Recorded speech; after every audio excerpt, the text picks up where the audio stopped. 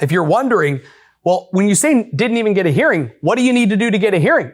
The chairman of the committee has to set it for a hearing. Well, is there any way for anybody else to set it for a hearing? Nope. The chairman of the committee sets it for a hearing. So when I tell you this bill never got a hearing, that is literally the chairman of that committee saying, I don't even want people to hear about this bill, let alone vote to pass it out.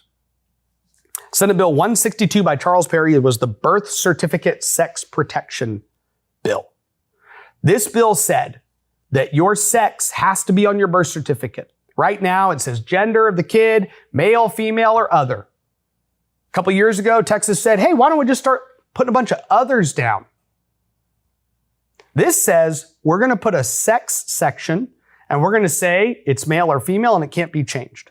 By the way, this law should also apply to a gender section if that section is also on a birth certificate. You can't change your gender and you can't change your sex. Here's the thing.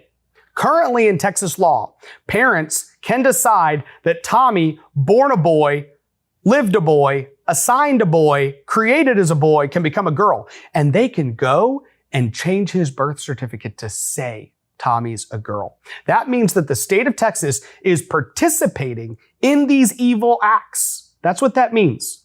And Senator Charles Perry filed a bill to say, we don't want to participate in that. The Senate took it up. They passed it out. They sent it over to the House.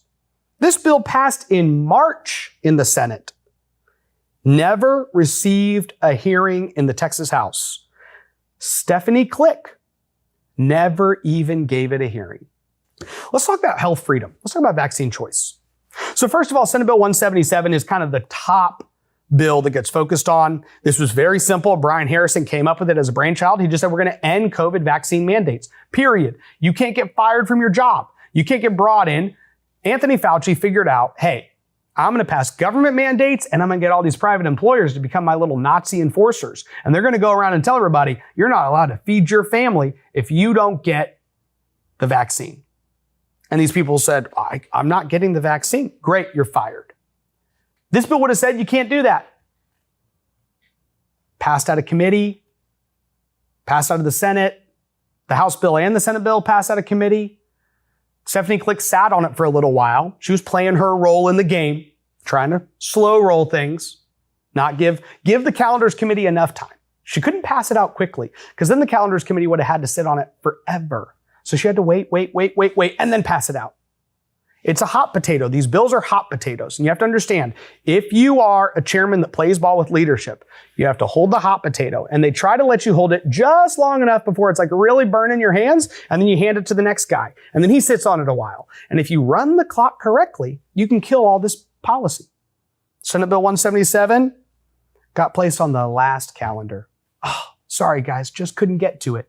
And they think they're cute by passing him out of the calendars committee. That way all the Republican members of calendars can say, what are you talking about? I passed that bill. And you go to Stephanie Klick and she goes, I don't know what these people are talking about. I passed 2 bills that dealt with that issue. The question is, why is it not law? Why has the governor not signed the bill? You want to know why? Because y'all are not incompetent. You're actually smart enough to know what you're doing. And you killed Senate Bill 177. Senate Bill 265 by Charles Perry.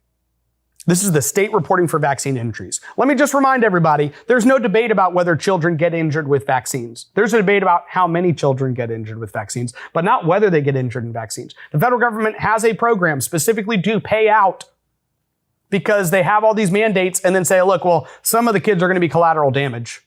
And if they get brain injuries or other injuries, we're just going to have to pay their parents some money. This bill just said, hey, if you're a doctor in Texas, you have to report those injuries to the VAERS system, which would make it much easier for parents to also work their way through this compensation process. The Senate passed the bill on April 20th. Never even got a hearing in the Texas House. Stephanie Klick, chair of public health, killed the bill. Senate Bill 666 by Bob Hall, medical board reform. The Texas Medical Board is a weaponized agency being used to target conservative doctors.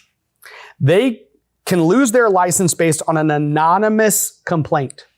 So you have some doctor who's treating patients, let's say for COVID, and they're saving people's lives. And the leftist medical establishment goes, we need to report that person to the Texas Medical Board. And they do. They're not a patient of that doctor. They've not even worked with that doctor. They never need to say.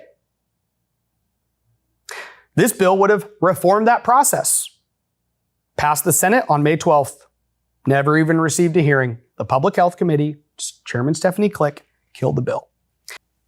Senate Bill 301 by Bob Hall was the right to treat. This bill prohibited licensing boards from denying, revoking, or suspending a license or taking any disciplinary action against a licensed certified healthcare provider or pharmacist due to lawful dispensing, prescribing, or administration of ivermectin or hydroxychloroquine. Very simple. These are two drugs the medical community loved until people started saying, hey, we're going to use it as one of the treatments for COVID, one of many. And they said, no, that is not what we've all agreed upon. Even if our treatments are not as effective, you're not allowed to do it. And we have doctors in Texas who are being punished with your taxpayer dollars, and agencies are coming after them. The Texas Medical Board. This bill passed the Senate on April 20th. Never even got a hearing. Stephanie Klick killed it. Senate Bill 426 by Angela Paxton was the right to treat as well. I call it kind of right to treat number 2.